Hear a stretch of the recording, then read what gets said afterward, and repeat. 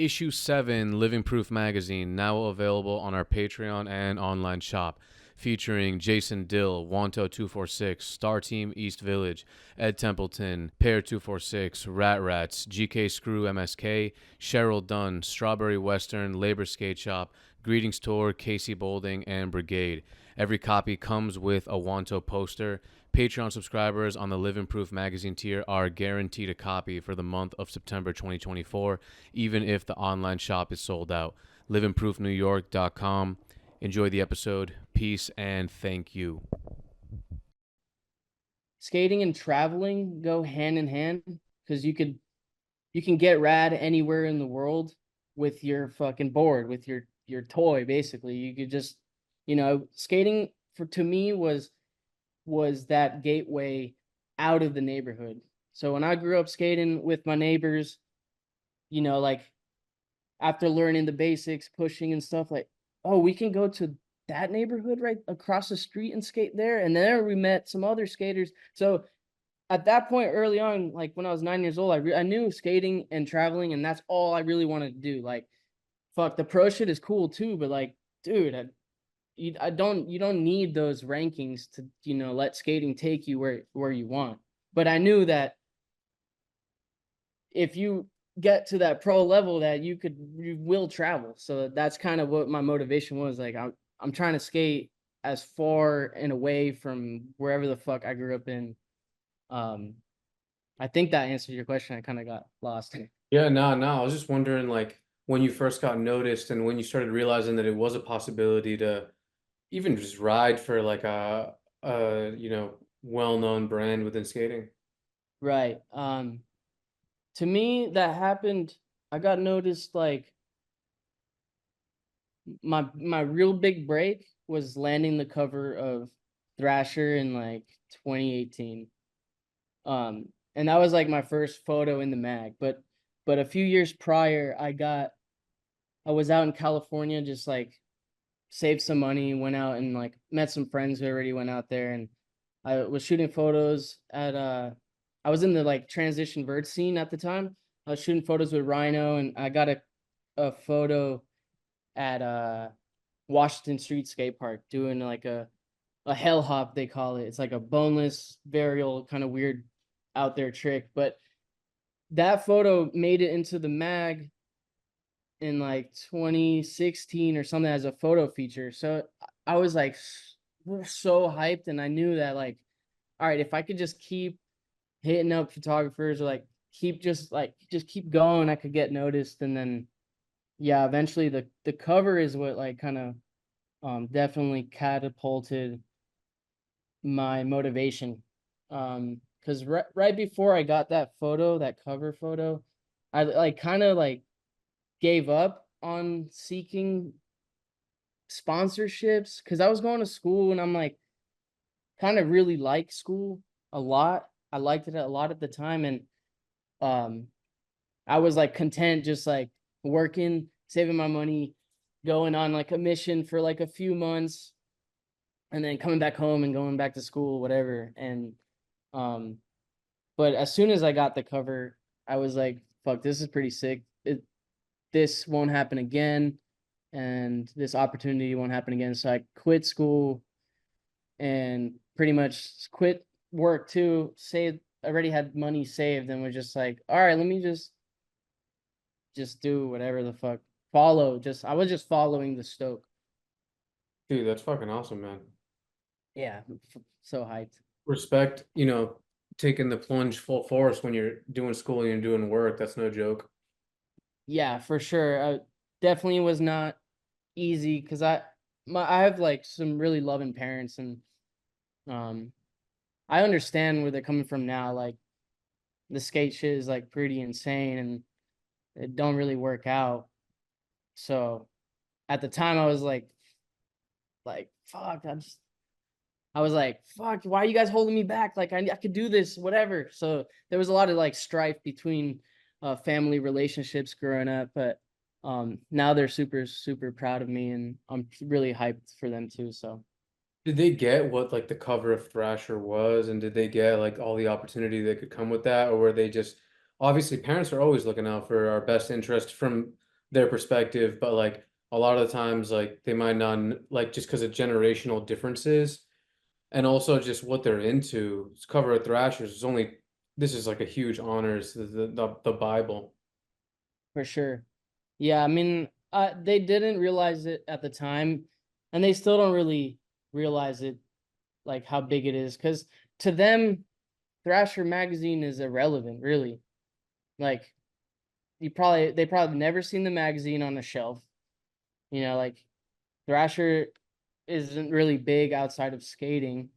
It is a little bit, but as far as like my parents, they both grew up in Venezuela, and they emigrated to the States in like the 70s and 80s and shit, doing school, like doing work and like whatever. So like to them, the ideal plan is for like, their kids, me and my sister, to like follow their steps, like study, educate, work, go home, be a family person, go to work, go home. I don't know. But my dad surfs, so like he definitely gets it. He's an adrenaline junkie like me too. He gets it, but as far as like making it a like a type of job, that it's really hard to wrap your head around. Like I still have trouble describing even to like aunts and uncles. Like I don't know. I just get photos and videos and skate. Yeah, no, it's definitely hard to explain. It's funny I relate to that because my parents are both of them are from Ecuador. Same kind of deal. Like they came over here from Ecuador to build a life and do everything that you're saying and all that. And it's like the careers that aren't and the life paths that aren't the like three or four like ones that you think of or people from South America think of when they want to come to America. And it's really important for them to come to America and have their child make it, whatever that means. Like that's a super important thing for them. So it's like I, I was hearing my mom talk about it the other day, and it's like for parents like that, it's like how the job that your kid lands and the shit that they end up doing with their life is more of like a status to them than having gold. It's like everything. So, um, it's like I fully get what you're saying, and how it would be hard to explain and shit like that. So, yeah, you got the cover and then you quit your job, you quit school.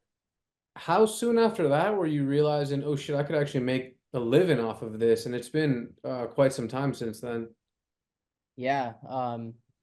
I didn't think I could make money right away. I was like flow for Vans at the time, and I didn't have a board sponsor, a clothing sponsor. I didn't know fucking sponsors.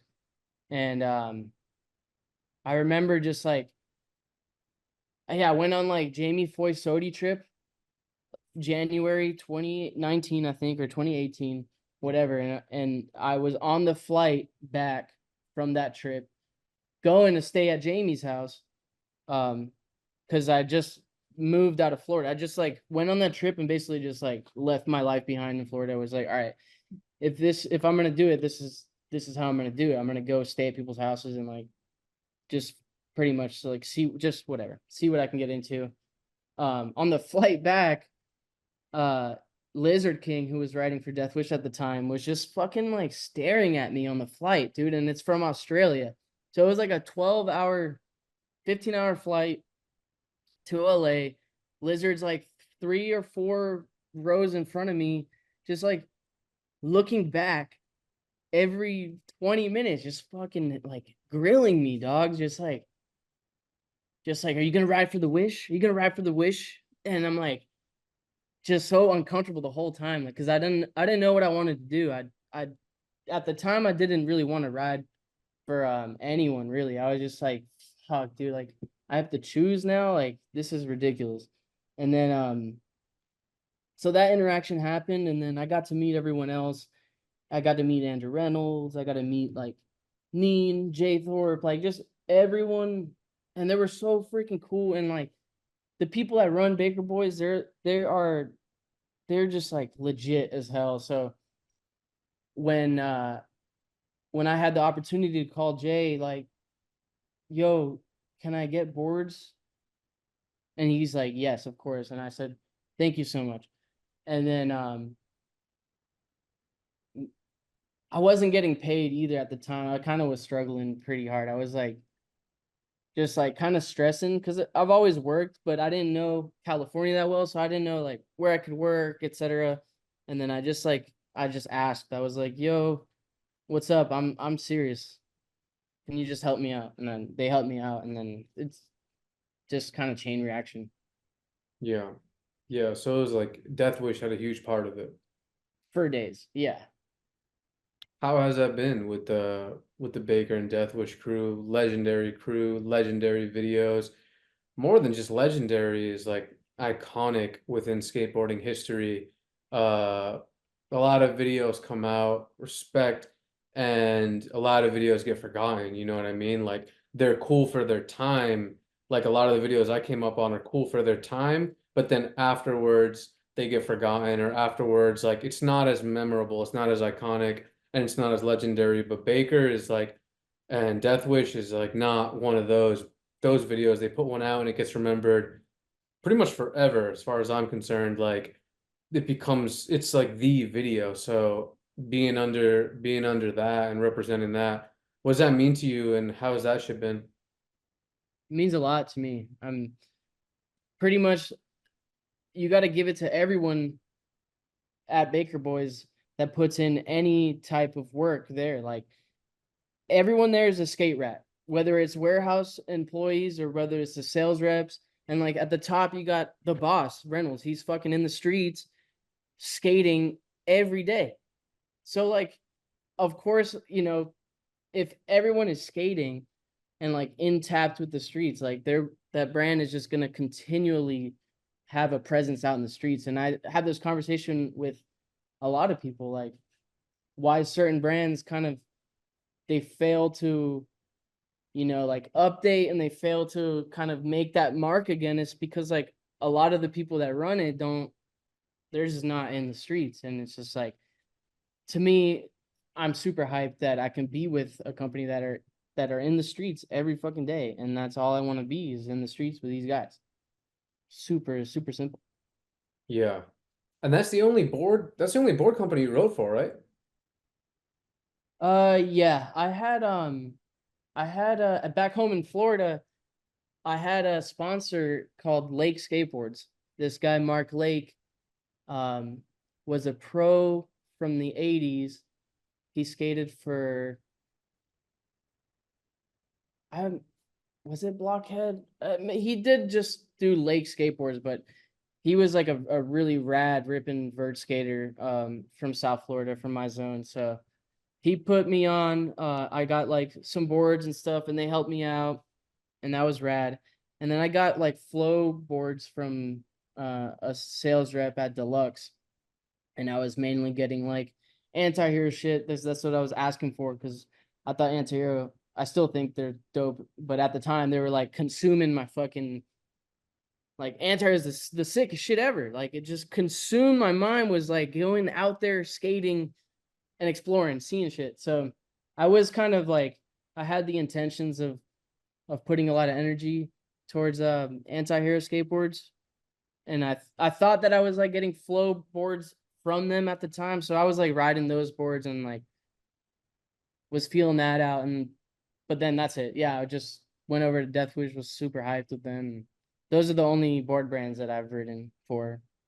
Yeah, dude. It's funny. I was talking to Taylor Kirby, and I was also talking to James from Labor Skate Shop, and we were kind of talking about like the changes in generational shifts of skateboarding, and how like essentially styles of skateboarding will go in and out of fashion, and like styles of even just like how people dress will go in and out of fashion, and certain companies will be like kind of stuck with these things. Like if you're a company that's all about fronts out 180 huge 20 stairs, and like your whole video is just like giant stairs, giant handrails, and or like if you're a company that's like just doing vert, and how the change in this shit with skateboarding, along with other things, probably causes companies that you would never think could go out to go out. Companies that fucking kill it during their time period and are like all the news, and their videos are fucking dope too, and their team is dope too, and it's like they're not doing anything wrong. Like they're kill, but the companies that have like kind of somehow, I feel from an outsider's perspective to the industry, been untouched by that shit. Myself, fucking, and the conversations I was having, it was like Antihero and Baker. That's like universal and eternal within skateboarding history. And when I say Baker, I mean like the Baker boys and like that whole shit. Like I see that as like I I'm like, how could these things ever be? If that shit doesn't exist, then like does skateboarding exist? You know what I mean? Yeah. Yeah, you have a point. I mean, it's almost like those brands have set some sort of industry standard, but also they did so much at their time, like at their peak, they did so much that's still so relevant and left such a like pulse that you could still feel. And a lot of the brands that come after kind of emulate or they aspire to be kind of as close as possible to these sort of things. So I mean that's just normal progression of creativity and branding. It's pretty rad and it's fucking sick. Yeah, I mean, dude, shout out to you, doing your thing and putting out your parts and representing the way you do because, you fucking kill it. And it's cool hearing your story and like hearing the sacrifice and the unknown that you kind of ventured into to do this shit because, dude, like people don't see that shit. They see like you fucking on the cover or you in the videos and you touring and like you just think that, oh yeah, like dude got seen at a park and like that was it. Like, free ticket to the front for the front. It's like, dude, it's not like that. And hearing about your story is just pretty inspirational and respect. Thanks, man. How's it been going with Vans? I know you just designed the half cab. They got the dro on the back, and it's like, tell me about that. Yeah, Vans have been really supportive uh for such a long time and when I was approached the opportunity to work with them on this shoe, this half cab, I was so elated. But I'd never really planned these things before. So when it came down to like what would my colorway be or like what would be the thing, and I went through a couple ideas, like made a mood board, learned what a mood board was, and went through some cool stuff. And like I was living in Echo Park at the time and just seeing like all these people walking into lessons with camo shit, and I'm just like, fucking dude, camo's sick. And yeah, and just like coming up with an idea to do a trip around it too. Like I learned a lot during this venture, but I was super hyped to design a colorway for a half cab because I've been skating a half cab the past like few years pretty consistently. So I wanted to kind of put my mark on that. And yeah, they let me do it, which is really rad. And Cab let me do it too. So it's pretty cool. No, that's fucking awesome. Shout out Steve Cab. Yeah, straight up. How long was that process? What did it look like? Was it like you drawing them? Were you kind of like talking to someone over meetings and shit of how you want the shoe to be? And yeah, how much like back and forth goes into something like that? Yeah, so a lot of back and forth goes on when you're planning that sort of thing, that sort of project. Overall, I think it took like a year and a half. Um, so yeah, Zoom meetings. I learned how to Photoshop stuff, so I was taking templates and like sending in ideas and like just brainstorming. Luckily, over at Vans, they got like a family small vibe feel, so it was really easy for me to like hit someone up in the middle of the night, like, dude, I have an idea or whatever. So it was like super chill, and yeah, they're the best. So yeah, it was like about a year and a half. Um, I think they told me that they wanted to do a colorway with me after I dropped that Road to Nowhere part. So or maybe like a few weeks before it dropped. So it kind of was like moving along that. That's cool. So Vans was you were flow for them even before anything else. Yeah, I was like shop flow. So I had was Oh, getting shoots through a rep through a shop. The shop Island Water Sports, where I worked and grew up skating for down in Boca. oh, sick. Yeah. That's cool. So it was through a shop rep. Yeah. And then eventually through Johnny Layton, Oh Jay shit. and Frank Mayer, like through Tampa Am. Like I met them through Tampa Am, and like from there we were just I was constantly sending updates. So So now that it's been like a little bit of you surviving off of skating and doing that for a living, how is like looking back on the process of getting to where you're at? Does it seem crazy? Does it seem unreal? Like that it's really been like how long has it been? Like it hasn't been a full 10 years. You said 2018, right? But like yeah. it's been a solid amount of time of being able to do it. What's that looking like? Um, Looking back, yeah, super crazy. But I mean, what's even more anxiety ridden is like the fucking future. Like it's crazy. Like I feel like I got to a point around 25 where like I never assumed that I would even scratch into this surface, scratch into pro skating. I never like fully knew that it was gonna happen for me. And then it happened and I hit like a lot of people talk about this like imposter syndrome or whatever stuff. Like it happened and like whatever expectations I had of professional skateboarding just fully shattered and I was like devastated. I was like for a year just after I went pro, just like super depressed, like do I even deserve this, whatever. And then I finally got over that and like took it for what it was and I'm like, oh wait, this is another opportunity. I gotta like kind of like build upon this newly pro status. I gotta like work that, like prove that I could do it to myself and also to other people. And then yeah, just looking back, it was super scary. But like you said it earlier about going into the unknown, like that's what it takes for everything in life, dude. Like anything you ever want, like you have to be able to willingly go into the unknown and like whether you're prepared or not, and just deal with the things that come at you. And you know, like a lot of people they say they want to be in these positions, but they're unwilling to take some of these like strides. And I feel like I'm super fortunate to have had like something in me that was able to like take these strides. Like I don't know, it was really scary going into the skating shit. Yeah, I got some questions about that. What when you became pro and then for like a year after you were depressed because of like some imposter syndrome and also it not meeting your expectation. What about it didn't meet your expectation? um I'm not sure. I guess like you would expect pro skating to be like fun, right?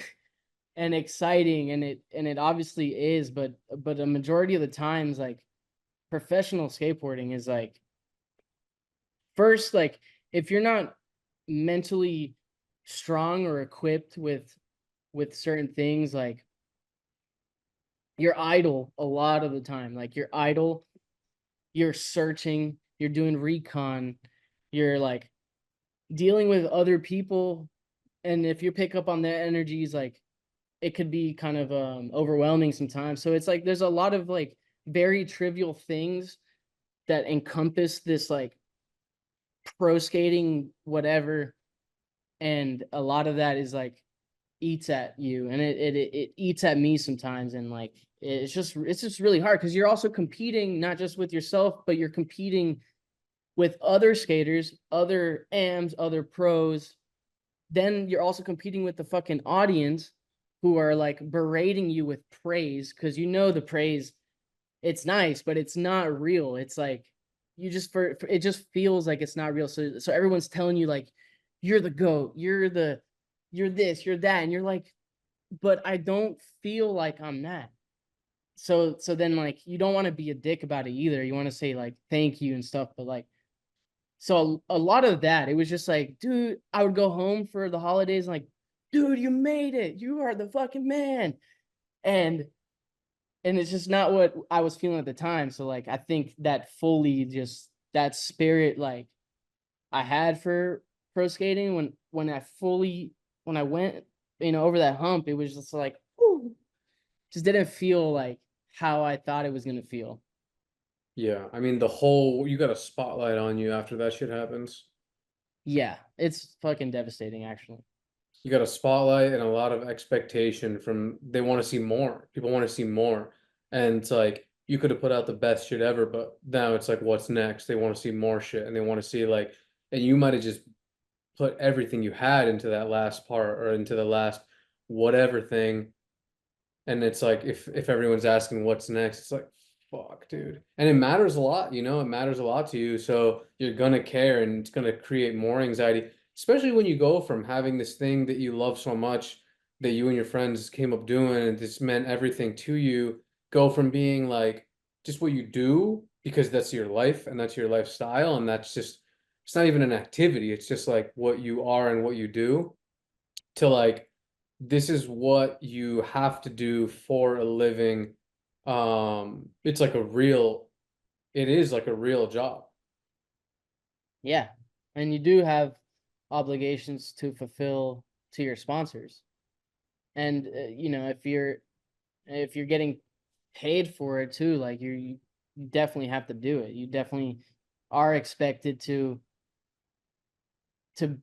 be whatever the image they want to mold you in, because like at the end of the day you're moving product, dude. Like they need to make sure like their product's being sold and you're the dude, so then you have to do what you do. Yeah, it Yeah. is a lot. Yeah. What do you think about you talk about like the future. What are your thoughts on the future and how much time do you spend thinking about that? I spend a lot of time thinking about the future because um I have a lot of time on my hand. But I don't know, the future is dope, but also the future is uncertain. So I try to like be optimistic about it, and I'd like to try to be present too, and take in the information of my current being and seeing like, through the past, like what trends, like whatever, like how can I keep maintaining this, and like what do I have to do, or etc. So at times I get like super nervous about the future, and then I jump into like ways to mitigate it, or like ways to take advantage of the situation. But then I look back and say like, I don't have to do that. Like I don't have to. I could just like stay present and do the best that I can right now. Yeah. Yeah, because at the end of the day, there's so many changes and like especially changes within the industry and changes within brands and big companies coming in and out of favor and also a lot of money being exchanged with like the further mainstreaming of skateboarding and very big brands coming in and it's like also with the Olympics and the more like skateboarding being considered and referred to and treated like a sport, it becomes more accepted by like the masses. Like parents might be more gassed on it if their kid's a skater now than maybe 15, 20 years ago, because that shit is legitimized. That shit's on TV. That shit's on, there's like legitimate things. There's not just like fucking what they see as like vagabonds skateboarding in the on the side of the street, like mad dirty or whatever. Like, so all those changes make it so that you can't possibly fucking predict. We're at like a new era right now of like so much change that we've never seen some shit like this within skateboarding. Like, skateboarding was popular and fucking is popular, but it's like, I think that where we're heading is like some skateboarding 2.0, you know what I mean? And so I feel like one of the most important things is like being with that family environment and being with the people that love and care for you and like the team that you're on is like not just on some like you actually should know them. You're actually your friends and luckily I feel like that's where you're at. Yeah, Yeah, man.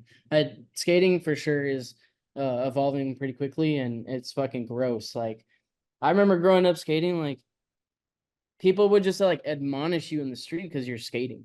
I'm like, dude, I'm 13. Like, you can't just call me like that word while I'm skating. That's insane. Like, just shout it out of the car. And now it's like the next person's like, do a kickflip. Oh, dude, it's so sick. I saw the Olympics. Amazing. And it's just like, damn it, dude. This thing used to be like encapsulated in like a special thing with just a few fringe minded people. And now the floodgates are open. It's like, all right, how do I adapt to that? And like, fuck, you just gotta sell out, I guess. Yeah, it was almost like it was a secret. It was almost like it was like a, because obviously it was big, but it's like you walk into a skate shop and you're gonna see shoe like footwear of brands that you're not gonna see nowhere else. Like this is I'm talking about like 15 years ago or whatever. Like you're gonna see S, you're gonna see fucking Circa, you're gonna see Fallen, you're gonna see like iPath, you're gonna see like fucking Emerica, you're gonna see, and then you're not gonna see that shit anywhere else. And I remember walking into a skate shop and seeing all these brands and being like, dude, this shit like really exists right here, but nobody knows. It's like a little secret. The skate shop's like a little secret. There was like Hubba posters on the ceiling with like the chicks that they had like as their ads in the back and like all these things. And I'm like, yo, this is the sickest culture that in at the time, like I don't even realize I don't even my mind is just like on autopilot as a little kid. And I'm like, now I feel like, maybe it's because I'm older and maybe it's because like everyone's always like, oh, my time was iller. But now I feel like, dude, I swear it's not the same exact thing. It doesn't have to be the same exact thing. And it's cool what it is too, but like just for the sake of like my memories, I'm like, dude, it was like almost like a secret, and now the world is like human beings, regular people are catching up to, dude, this thing is it. This thing is the shit. But then also big corporate brands are catching up to, yo, there's money in this shit. There's money to be made, and there's like fucking papers to be signed, which is also good in a way for the skateboarders because that you can actually make a living. Like you see legends making a living, which is like, dude, respect because they deserve to fucking make a living. They busted their ass for so many years. They committed to the like imagine how uncertain that shit was before, dude. Like I can't even imagine. It's like they committed with everything.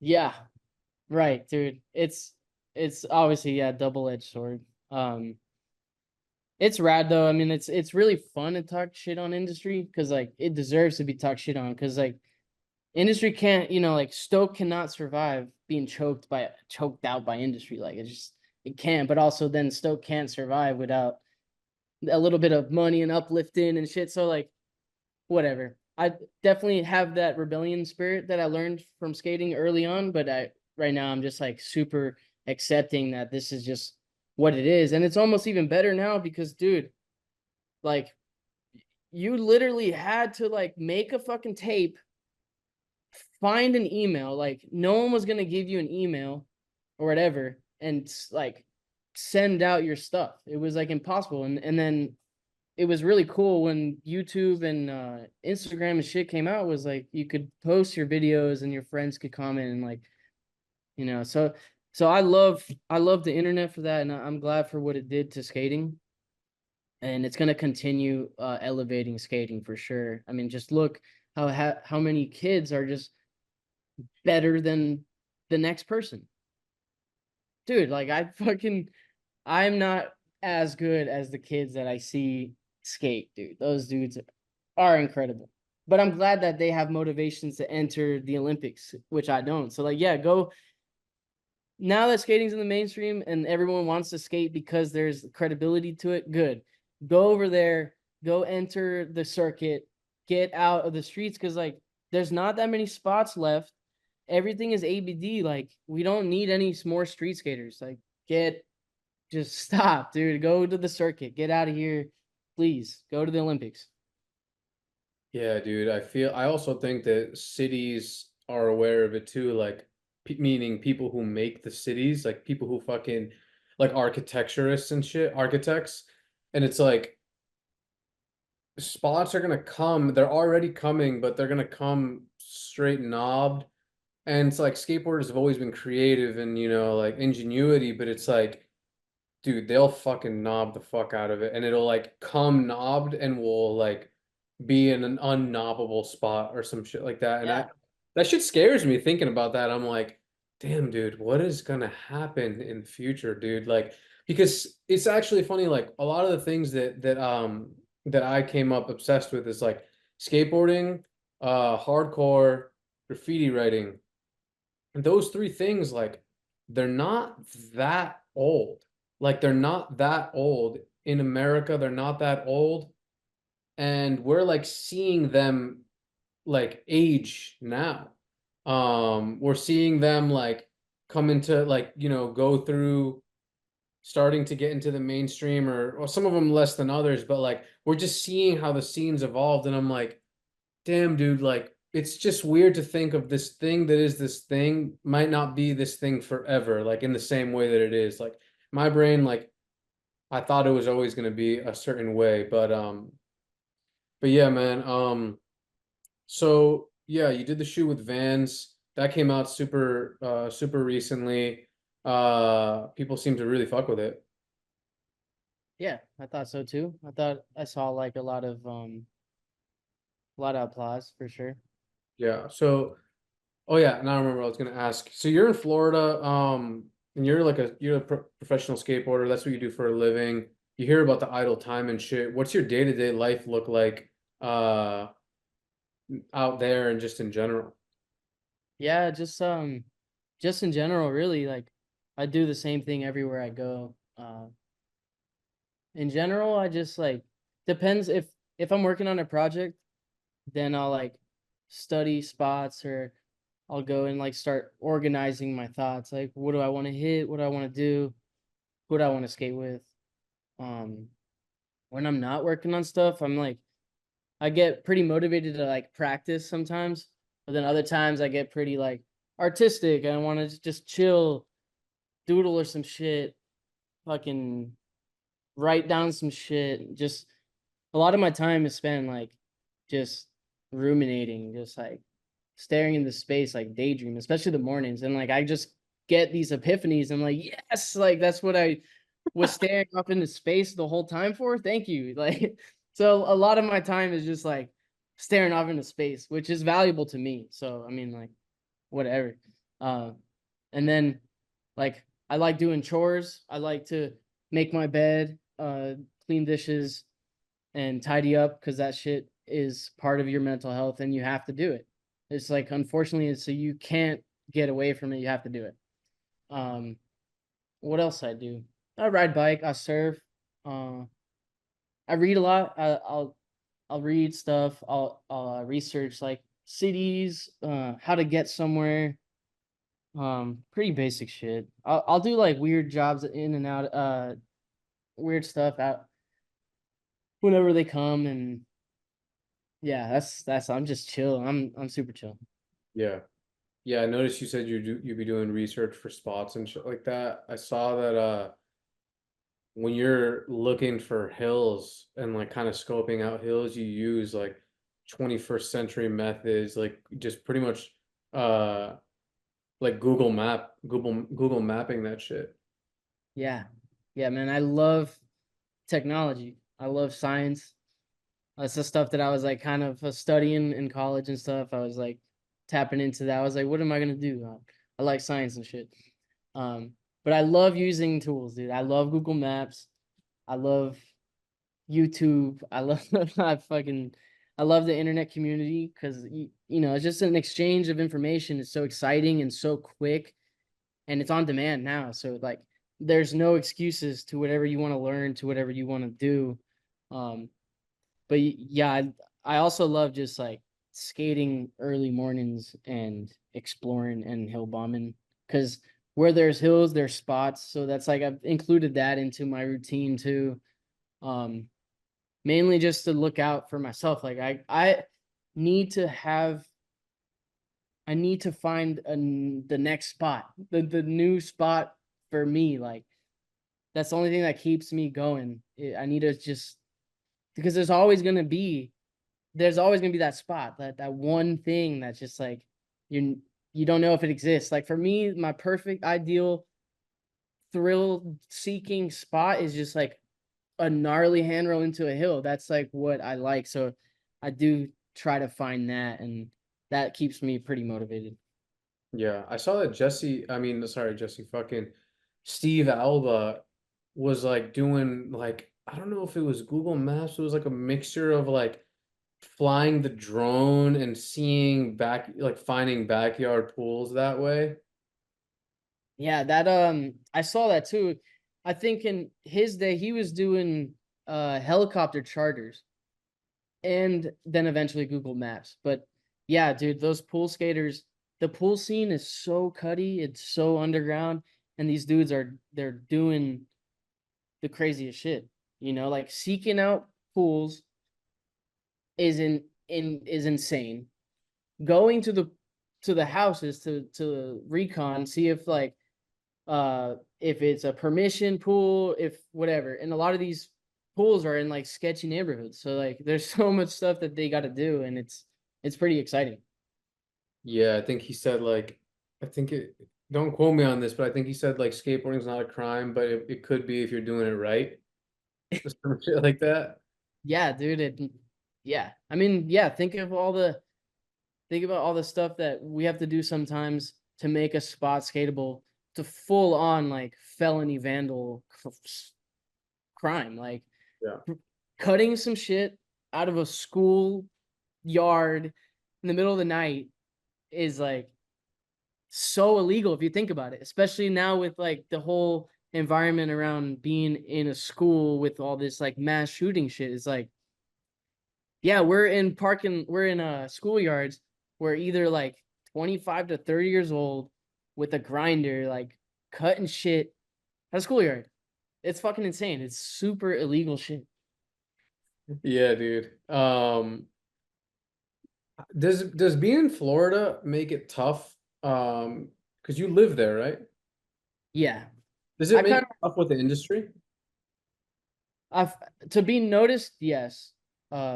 Maybe not so much anymore with social media.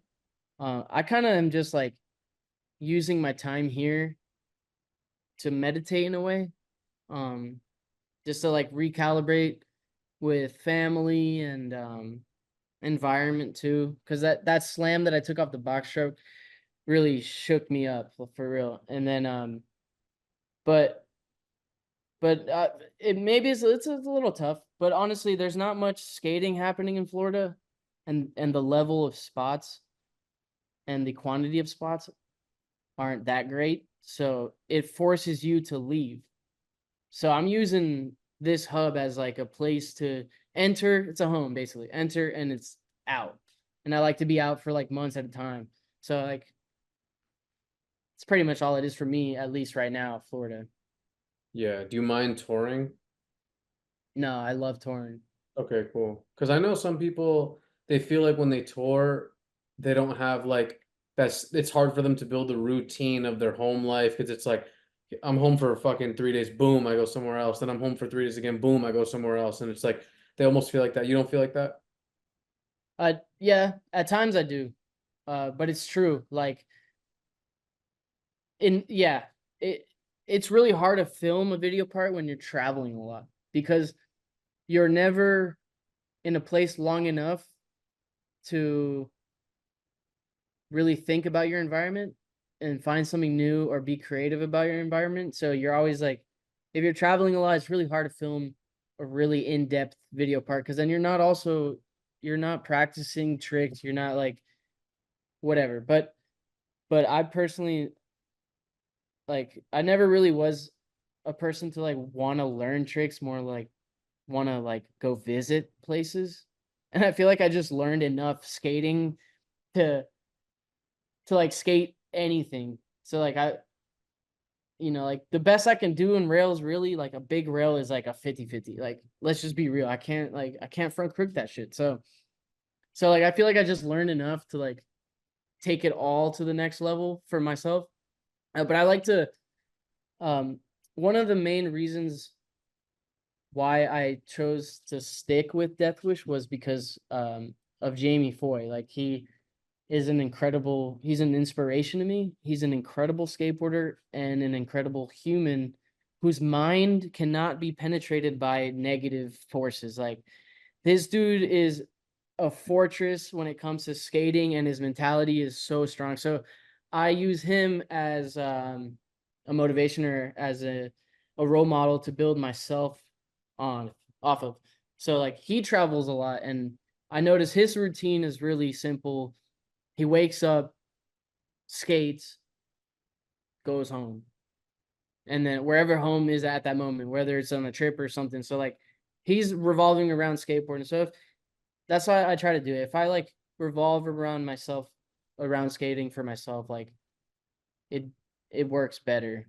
But if I'm like super distracted, not thinking about skating, it's like gonna show on your skateboard. Yeah. Yeah. In terms of Jamie Foy, he's just like a super positive, uplifting person. Yeah, yeah, I hear like, I mean, his skills are fucking no joke too. bro. No joke. Like it. I've seen him skate from when we grew up skating. We were what? I was 9. He was younger than that. So like, I've seen him from around like 13, 14, 15, whatever, to now, and still to this day, he's blowing minds. Like what? What? It is like insane to me. It's so exciting. I love it, dude. That dude is like the real deal. So you grew up with him. I grew up like a town north, like 5 miles north of him, and I didn't skate with him every day because we skated at different skate parks growing up. But yeah, I mean, for our community, his name was always mentioned because he was like he's a prodigy, so he's always the best skater around. So everyone's gonna talk about him. And at the time though, like because he was a nobody and we all were nobodies, like no one took Jamie seriously. None of us. I didn't take him seriously. People around me didn't take him seriously. We were like super jealous. We were like, dude, this dude who's like weighs more than us skates better than us. And we were just like the bullies. We would bully him. And I feel like that is how he just became like unstoppable. Just like he faced so much adversity. Yeah, if that's the word. He just faced so much like negative shit around, and he still managed to like skate through it. And that's like the epitome of skateboarding right there, and punk rock. It's just like, oh fuck, well, all right, everyone's jealous and hates me, but it's not deterring me. So like, fuck it. And that's literally his mentality. It's like, fuck it, I'm gonna skate. So everybody in Florida, they knew about him when he was coming up, like before the world knew about him. Yeah. Yeah, he would do the circuits and stuff, all the local contests. Yeah. That's cool, man. Dude, shout out to him too. I don't know him, but shout out to him for doing his thing and, persevering and getting to where he's gotten. Literally the whole fucking skate world knows who that dude is too. So, you know, it's like that's what's so sick is like you could just skate. Doesn't matter if you're from fucking a place where there's not a crazy scene. If you put in the work and you fucking get really good and you have style and you know one thing leads to the other and it can really become your entire life. It could really become the thing that sustains you and that like monetarily and keeps you alive and like that's a dream, dude, because nobody wants to the worst is like working a job that you can't stand and like the best case scenario is doing a job that you'd be doing this shit for free forever, regardless. Yeah.